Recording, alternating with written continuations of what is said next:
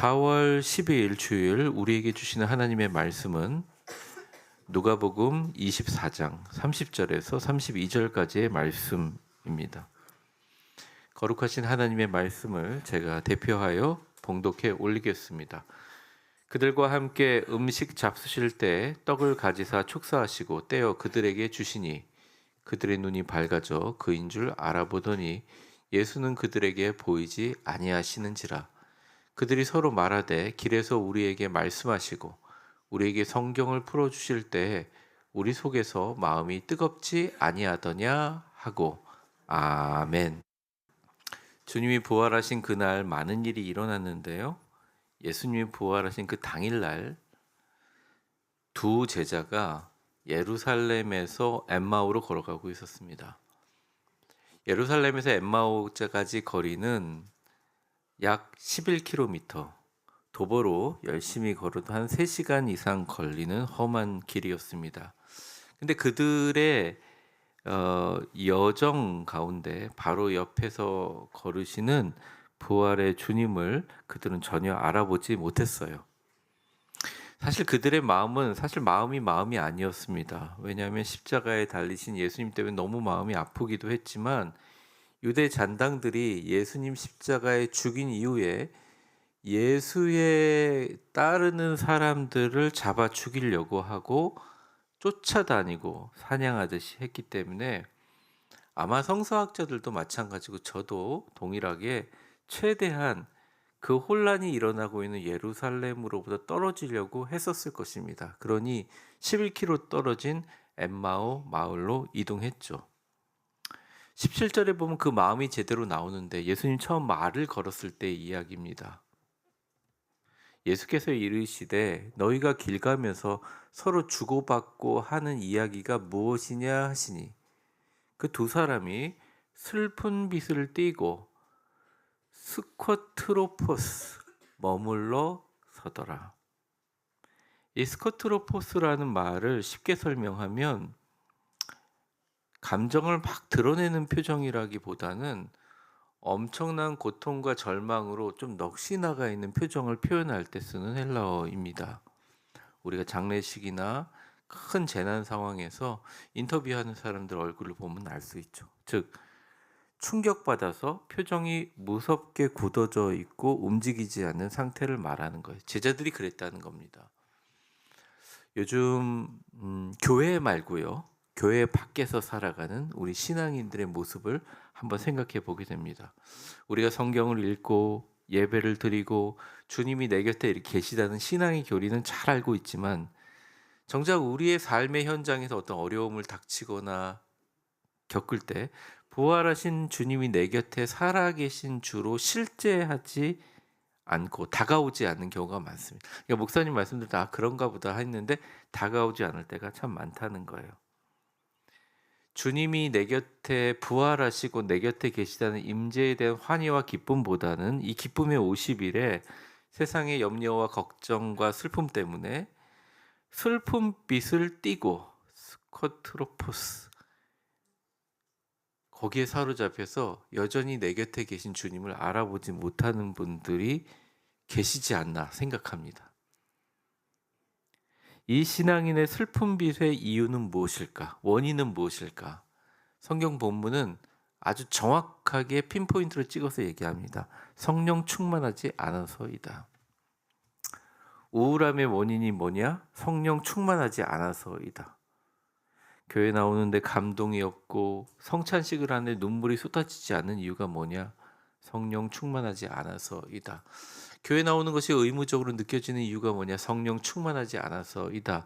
교회 나오면 예수님 이야기로 충만한 것 같은데 세상에 나가면 예수님 나랑 멀어진 것 같다. 성령 충만하지 않아서 그렇다.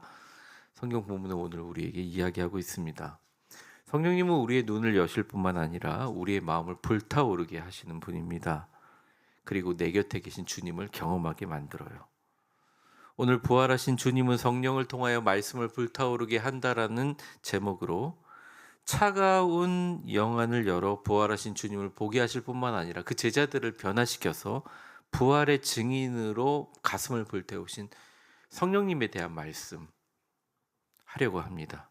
본문 31절에 30절과 32절에 이 본문을 들어가기 전에 우리가 전체적으로 이 맥락을 보면 이 전체가 사실은 단순한 사건을 기록하는 것 같지만 성령님이 제자들의 마음속에 들어오셔서 곁에 있는 주님을 알아가게 하고 깨닫게 하는 두 가지 과정들을 보여주고 있어요. 첫 번째 과정입니다. 같이 읽어보겠습니다. 시작. 성령은 일상의 평범함 속에서 주님을 발견하게 한 15절에 보면 이렇게 나와 있어요.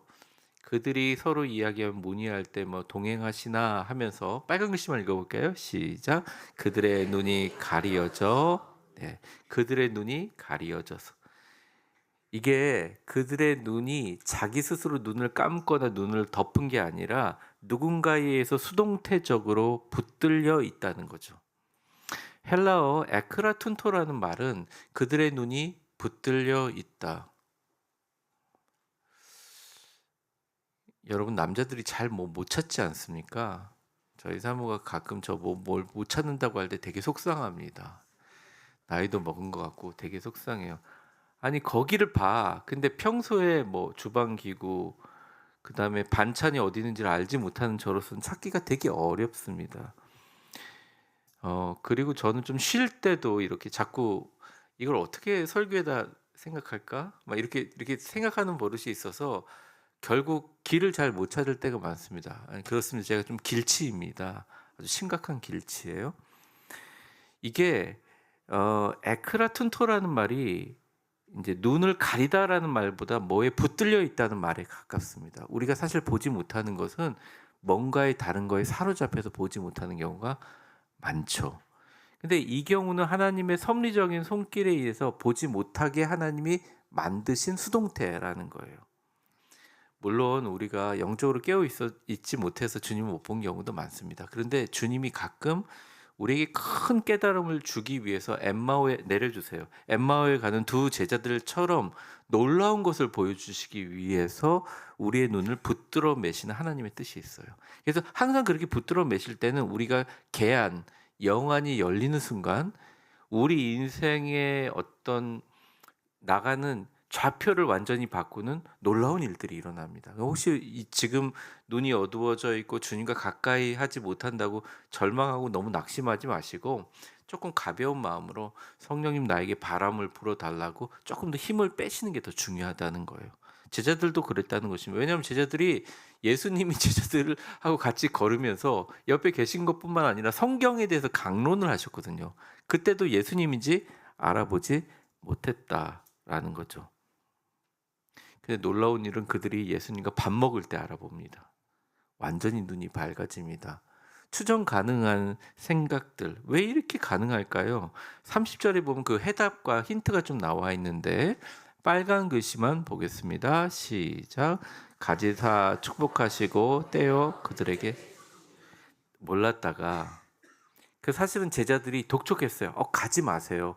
여기 엠마오의 숙소에 같이 머물러요. 예수님 떠나가려 그러는데 우리 그렇게 잘 얘기하고 왔는데 주님 여기 머물러요. 그래서 그럼 밥이나 같이 먹을까? 저녁 식사하는데 예수님이 최후의 만찬에 했던 그대로 순서대로 떡을 떼고 가지사 축복하시고 떡을 갖고 축복하시고 떼어 나눠주시는 이 가지사 축복하시고 떼어의 네 가지 동사 그대로 하는 것을 보면서 예수님의 최후의 식사를 연상하게 됐다는 거예요. 그러니 그때 그 순간 옛날 우리와 함께했던 그 주님이구나 하면서 그들이 눈이 밝아져 예수님을 보게 됐다는 것입니다. 그래서 31절은 이렇게 묘사하는데요. 같이 읽어보죠. 빨간 글씨만 시작.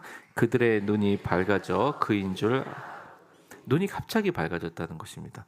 이 눈이 밝아졌다는 사실은 원어는 디에노이크산, 크데산이란 말 자체가 그러니까 조금 더 쉽게 설명하고 싶은데 쉽게 설명할 수가 없어요. 이 말 자체가 잘 쓰지 않는 말이에요.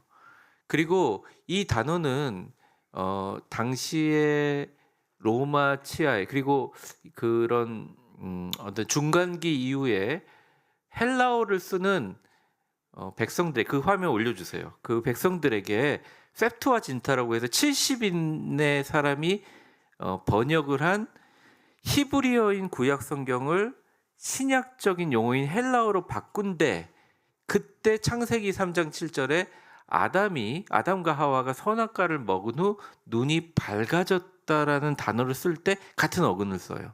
그러니까 이게 무슨 말이냐면 누가가 의도적으로 쓴 말인데, 그냥 그 사람들이 밥 먹다고 예수님의 버릇을 보면서 예수님을 깨달은 게 아니라 아담의 죄로 눈이 완전히 어두워서 죄악에 빠졌던 인류가 이제는 엠마오의 식탁에서 눈이 다시 열리는 상태, 즉 에덴 동산에서 뱀의 꼬임으로 먹었던 선악과를 먹어서 다쳤던 눈이 이제는 다시 엠마오 식탁에서 부활하신 주님이 나눠주신 떡으로 인해서 열리는 사건이라는 것입니다.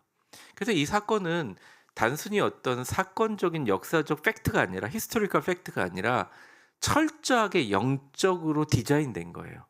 이거는 성령님이 하신 겁니다. 그래서 여러분들이 그들이 눈을 열어 부활의 주를 보게 한 그런 과정도 그렇고, 여러분들이 가만히 있다가 주님이 내 곁에 계시는구나 느끼는 그런 모든 과정도 그렇고 성령님이 철저하게 주관하신 거예요. 그래서 성령님이 하시는 가장 큰 조명의 사역, 위대한 사역은 우리 지성으로는 깨달을 수 없는 영적인 영역을 환하게 비춰줘가지고 그리스도를 인격적으로 만나게 만드는 것입니다.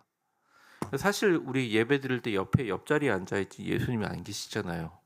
보여요? 보이시면 알려주십시오. 저도 좀 방법을 배우고 싶습니다. 사실은 어려워요. 근데 계신 것을 느낄 수는 있어요. 굉장히. 때로는 바람처럼 뜨거운 것처럼 가슴 속에서, 뱃속에서 자연현상을 통해서 느낄 수가 있어요.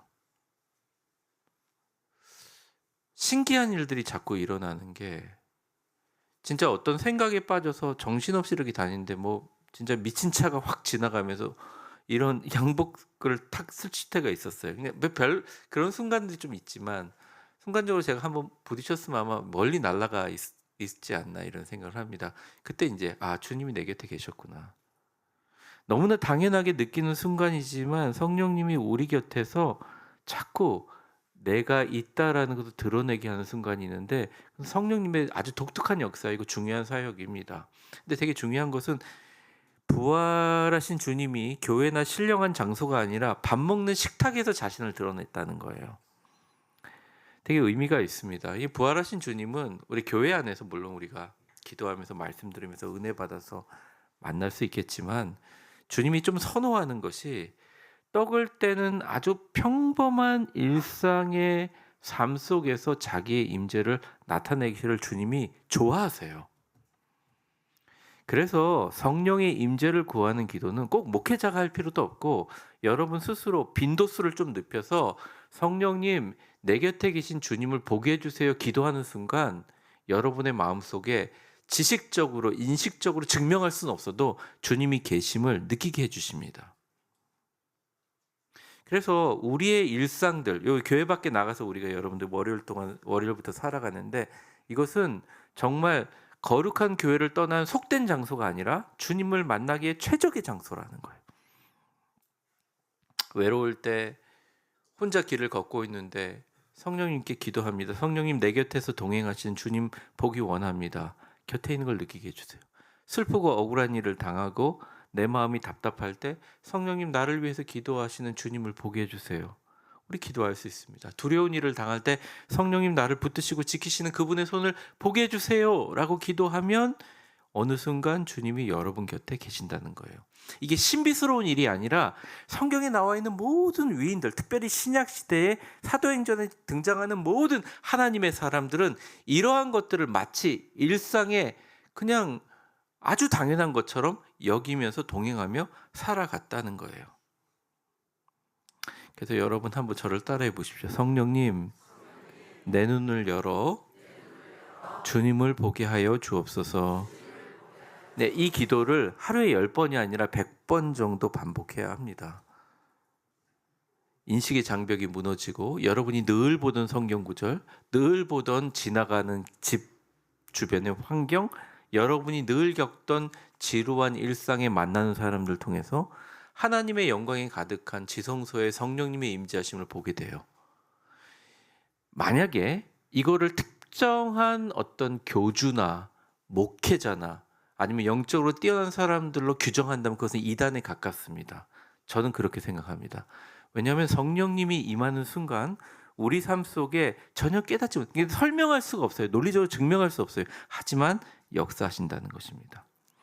부활하신 주님이 반드시 그분의 성령님과 함께 우리의 형상적인 인식을 넘어 일상의 순간에서 평범한 순간에 감추어 주신 주님의 부활하신 당신의 영광을 반드시 바라보게 하세요. 이거를 경험하지 못하고 그냥 사시다가 부활하신 주님이란 단어를 다시 주일날 들으신다면, 여러분들이 주일날 와서 예배를 드리는 건 참 좋은 일이지만 빈도 면에서 너무 떨어지기 때문에 다시 나가서 똑같은 일상을 반복하게 됩니다. 여러분 결단하시기 바랍니다. 눈을 열어 매 순간 부활하신 주님을 만나게 만드시는 분은 성령님이십니다. 옆 사람 웃으면서 한번 축복하며 인사해 보겠습니다. 주무시는 분도 있으면 더 활짝 웃으시면서 쳐다보시면 좋을 것 같아요. 저를 따라해 보세요. 눈을 열어 매 순간 부활하신 주님을 보게 해달라고 성령님께 부탁하세요. 최고의 축복 아닙니까? 이 두 번째 오늘 볼 관점은 이겁니다. 같이 읽어보겠습니다. 시작. 부활하신 주님은 성경을 열어 마음을, 이 성령이 하시는 일들 가운데 말씀을 조명합니다. 저도 말씀을 갖고 연구하고 설교를 쓰는 사람이기도 하지만 많은 분들이 1부 예배 설교하고 2부 예배 설교가 다르다고 얘기해요. 원고는 똑같거든요. 근데 다른 이유가 뭐 성령의 인도하심 그렇게 얘기하고 싶지는 않지만, 제가 1부 때는 어쨌든 제가 너무 인간적으로 노력하고 뭐 여러분들이 노력했다는 거 안 알아주셔서 상관없지만 하여튼 노력하고 제가 쓴 설교 원고를 충실하게 전달하기 위해서 노력합니다. 최대한. 근데 2부 때가 되면 그런 생각이 됩니다. 사실은 좀 힘이 빠지고 목이 아파요. 그래서 그냥 하자 이렇게 할 때가 많아요. 어느 분이 1부가 좋을까요? 2부가 좋을까 잘 모르겠지만 제가 이런 생각을 합니다. 제가 여러분에게 충실하게 헬라어 원어를 잘 설명해 주는 게 얼마나 감동이 있을까요? 그게 여러분의 삶을 얼마나 바꿔놓겠습니까? 그걸 납득시키거나 이해하기 위해서 제가 하는 건 아니에요. 더 중요한 건 뭐냐면 여러분 곁에 있는 예수님을 알아보게 하는 게 너무 중요하다는 것입니다. 제자들에게 예수님이 알아보고 났는데 되게 놀라운 현상은 31절에 보면 너무 반갑고 감격스러웠는데, 빨간 글씨만 읽어볼게요. 시작. 예수는 그들에게 보이지, 곧바로 제자들의 시야에서 사라져 버립니다.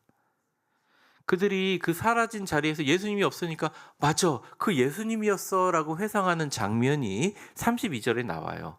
빨간 글씨만 읽어볼게요. 시작. 우리에게 성경을 풀어주실 때 마음이 뜨겁지 아니하더냐. 우리 속에서 마음이 뜨겁지 아니하더냐 이렇게 얘기합니다. 카이오메네, 불타오르고 있지 않냐. 근데 사실은 이 현재 분사역인 이 말은 이렇게 설명하면 됩니다. 우리에게 성경을 풀어주실 때 우리 속에서 마음이 그때도 뜨거웠는데 그 뜨거움이 지금도 온기가 남아있지 않아? 그런 말입니다. 지속적으로 계속적으로 타오르는 불꽃, 마치 지성소 안에 풀고 있는 번제단의 불꽃과 같이 그냥 확 타오르다 꺼진 게 아니라 은은하게 계속 타는 불꽃이 된다는 것입니다.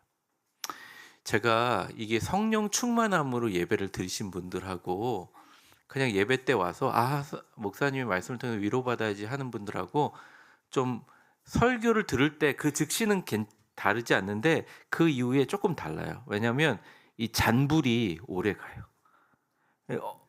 그런 거죠. 어느 순간 삶 속에서 말씀이 적용된다는 말이 주일날 들으신 말씀이 또 새벽 음성 큐티에 들은 말씀이 예전에 읽었던 말씀이 아니면 여러분들 뭐 다른 목사님들 C3 TV나 그런 데서 보면서 다시 세워지는 그 말씀에 부활하신 주님의 그 음성들이 불씨가 올라와서 카이오멘에 은은하게 타고 있는 것입니다. 이 제자들도 마찬가지라는 거죠. 주님 알아보려고 애쓰지도 않았고 주님 몰라봤던 그 여정 내나 또 주님 알아보고 찾아보니까 없어져서 당황했던 그때나 불은 꺼지지 않고 계속 타고 있었다는 거예요. 근데 그 불을 누가 비췄냐는 거예요. 그 불을 누가 붙였냐? 그것은 바로 성령님이 붙였다는 것입니다. 그래서 절대적으로 말씀을 들을 때 가장 중요한 기도는 은혜 받게 해주세요라는 기도도 중요하지만 성령님 말씀이 당신의 힘으로 내 안에서 불씨가 생기게 해달라고, 불타오르게 해달라고 하는 기도가 너무 중요하다는 거예요. 제자들은 말합니다. 그 불씨가 아직도 살아서 뜨겁구나. 맞아, 그때 예수님이셨구나 라고 깨닫게 되는 거죠. 그 후에 성경에서 성령을 바람으로 많이 설명하지만 대부분은 불로 표현하는 성경 구절이 성경에 더 많습니다. 왜냐하면 성령은 하시는 일에 우리의 마음을 불태워 성경 속에서 살아계신 하나님을 만나게 하기 때문입니다. 성경을 읽을 때 주님이 살아있지 않는 것처럼 차갑게 읽을 수도 있어요. 하지만 성령님 역사하시면 가장 존재의 깊은 곳에서 성령의 은혜로 주님이 내 곁에 계시고 부활하신 주님이 함께 있음의 뜨거움을 기억할 수 있습니다. 제자들은 이미 구약 성경을 알고 있었어요. 어릴 적부터 회당에서 성경을 배웠습니다. 그런데 그때처럼 마음이 뜨겁지 않았어요. 왜? 부활하신 주님이 성령을 통하여 직접 성경을 열어주셨기 때문입니다. 중요하니까 저를 한번 따라해 볼게요. 부활하신 주님이 성령을 통해 직접 성경을 열어주셨다. 이게 이 본문에 나와 있는 중요한 아주 메커니즘이고 가장 중요한 문장이라고 할 수 있어요. 쉽게 얘기하면 부활하신 주님이 제자들이 못 알아볼 때도 부활하신 주님도 동행했지만 누구도 함께 계셨다. 이 길 위에서 낯선 나그네와 동행하면서 슬픔과 절망으로 주님을 보지 못했던 제자들의 곁에 성령님도 함께 계셨다는 거예요. 여러분, 고통의 순간을 지나고 있는 많은 분들에게 꼭 이 말씀을 드리고 싶습니다. 성령님과 하나님과 예수님은 분리하기가 어렵습니다. 그래서 기독교 교리 가운데 삼위일체라고 있는데 신비라고 하죠. 그런데 우리가 특별히 거룩하신 성부 하나님 예수님의 이름으로 기도하는 것 외에 성령님을 특정해서 부르면 그 성령님이 우리에게 역사하시는데 그 역사하심은 특별히 성경을 조명하시는 일을 하신다는 거예요. 분명하게 말하면 이거예요. 성경은 성령 없이 절대 열리지 않습니다. 열린 것 같고 배운 것 같지만 열리지 않아요. 우리가 성경을 읽을 때 학자의 눈으로 읽으면 이건 되게 중요하고 흥미로운 고대 문서가 되죠. 문학자의 눈으로 읽으면 위대한 문학 작품이 됩니다. 근데 성령의 조명 아래서 이걸 읽으면 살아계신 하나님의 음성이 돼요. 지식이 아니라 우리에게 던져지는 불이 되고 그 불덩어리가 다른 사람에게 그냥 간단하게 이야기할 때 다른 사람의 마음을 불태우고 있다는 것입니다. 사실은 크리스찬이라는 이름, 예수쟁이라는 이름입니다. 그리스도인이라는 이름 자체가 원래 그런 별명으로 불러졌어요.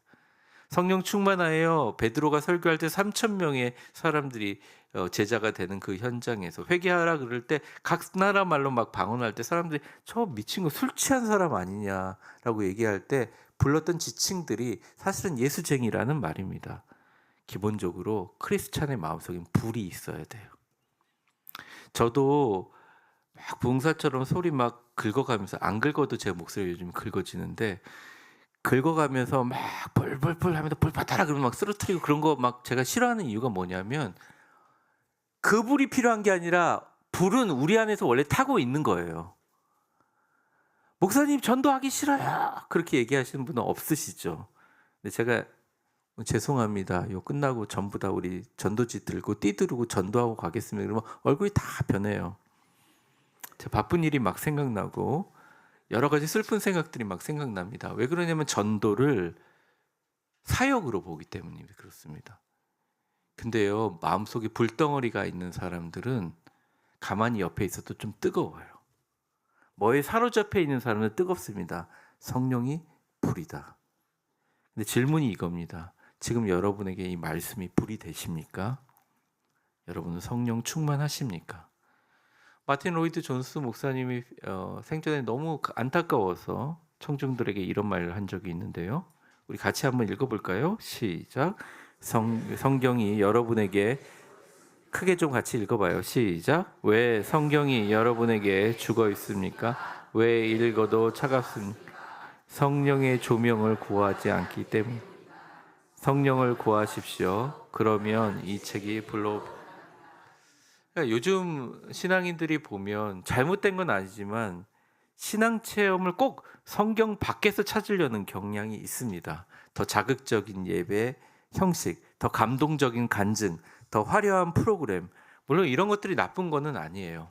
뭐 치유나 회복의 역사들, 그런 신유 사역 나쁜 것은 아닙니다. 그런데 오늘 본문에서 분명히 얘기하세요. 엠마오 두 제자의 마음속에 불을 붙여준 것은 예수님을 알아본 것도 아니고 그냥 성경을 풀어주실 때 그 마음속에 불을 붙여주셨던 성령으로 인하여 부활하신 예수님을 보게 하는 그 과정 가운데 말씀이 있었다는 거예요. 그래서 여러분들 말씀을 들을 때마다, 예배 참석할 때마다, 성경을 펼칠 때마다 성령의 불꽃을 구해야 됩니다. 우리 모두 이렇게 부르짖어야 돼. 한번 따라해 볼게요. 주님, 내 가슴에 말씀의 불을 질러 주옵소서. 그러니까 이 뜨거움이 나를 살리고 다른 사람을 살린다는 거예요. 밥이 나오냐, 뭐 떡이 나오냐, 그 정도가 아니에요. 하나님의 말씀이 들어오면 내 삶의 존재 자체가 변해버려요. 어제의 내가 아니게 됩니다. 어제의 내가 바라보는 것이 아니게 됩니다. 목회를 하다 보면 참 많은, 어떻게 보면 한계 같은 걸 느낍니다. 더 확실한 말씀, 더 확실한 설득력이 사람을 바꾸지 못한다는 것에 고개가 숙여지기도 해요. 어떻게 저러지? 라는 생각도 들기도 합니다. 인간에 대한 마음입니다. 그런데 그런 목회가 아니라 말씀을 읽다 보면 이런 생각이 들어요. 내가 말하는 게 별로 중요한 게 아니구나. 수식어가 중요한 게 아니구나. 성령의 불이 임하지 않으면 어차피 이것은 인간의 말이고 차가운 강연에 불과하다는 걸 생각합니다. 성령이 말씀을 불타오르게 할 때 한 문장의 말씀이 여러분의 삶을 바꿔버려요. 경제적인 관점을 바꿉니다. 육체의 건강을 바라보는 시선이 바뀌어버려요. 삶을 살아가면서 하루에 5만 번 하는 생각의 말꼬리가 달라져 버려요. 여러분이 말씀을 펼칠 때, 성령의 불꽃을 구할 때 완전히 변화된다는 것입니다. 사랑하는 성도 여러분, 오늘 옆 사람을 이렇게 한번 축복해 봤으면 좋겠습니다. 성령의 불꽃을 구하는 축복입니다. 같이 보면서 우리 축복하겠습니다. 성령님, 우리 가슴에 말씀의 불을 질러 주셔서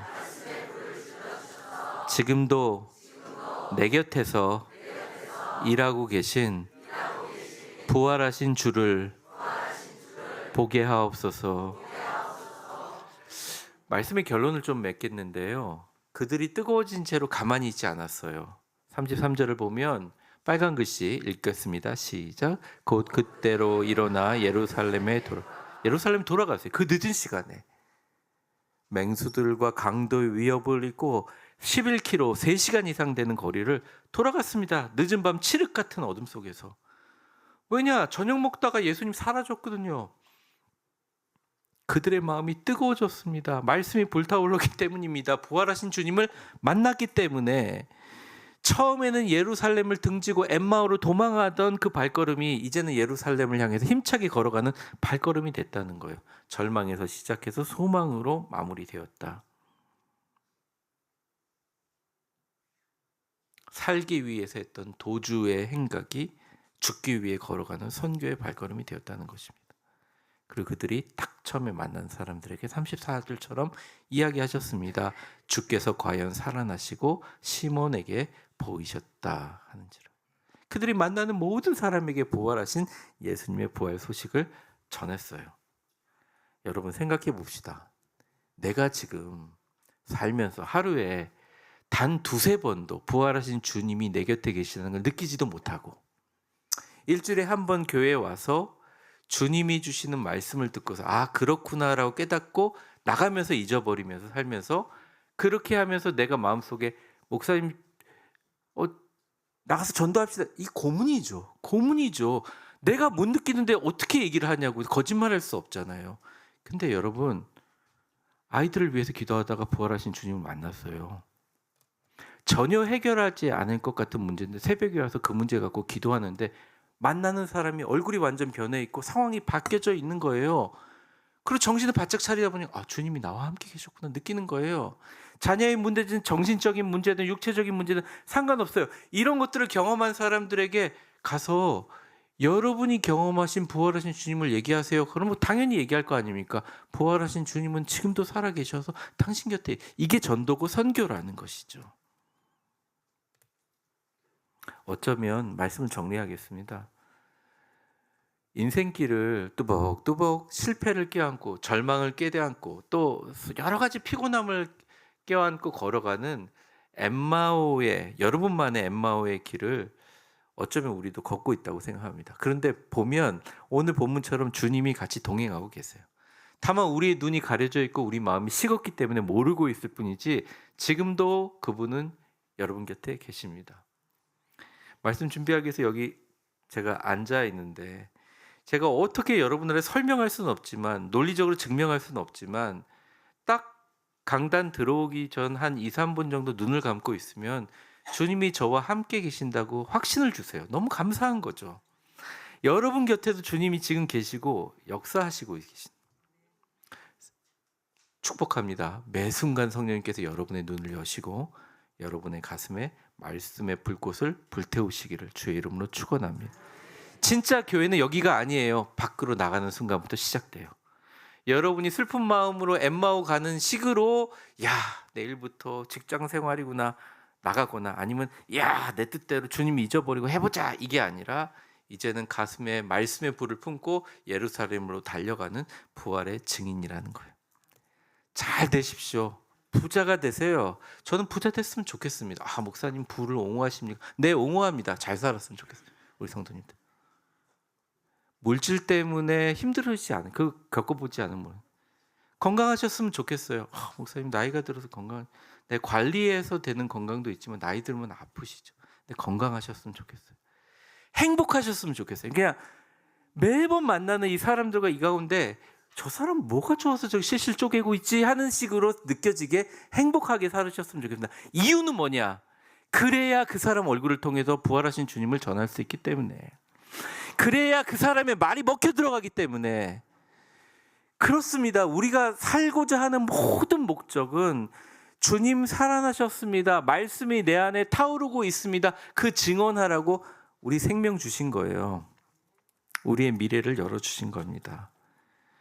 여러분이 불타오를 때 여러분 주변에 어둠이 물러나고 성령의 불꽃과 함께 예수 이름 붙들고 부활하신 주님과 승리하시는 여러분 되시기를 주의 이름으로 축원합니다. 축복합니다. 이제는 우리 주 예수 그리스도의 은혜와 역사의 주관자가 되신 하나님의 아버지의 크신 사랑과 성령의 충만하심과 교통하심이 오늘 예배를 드리고 주님 앞에 나아가는데 주님이 내 곁에 있는 것을 잊어버리고 살았던 일상으로 다시 한번 예루살렘으로 돌아갑니다. 엠마오로 왔다가 다시 한번 돌아갑니다. 힘차게 살아계신 주를 인식하기 위해 성령님께 구하며 성령님 내 안에 불타오르게 하여 주옵소서. 말씀이 내 안에 타오르게 하여 주시옵소서. 힘차게 기쁨으로 주님 손잡고 걸어가기를 원하시는 위대한 교회 모든 성도들 머리머리 위에 이제와 영원히 함께 계실 것을 간절히 축원하옵나이다. 아멘.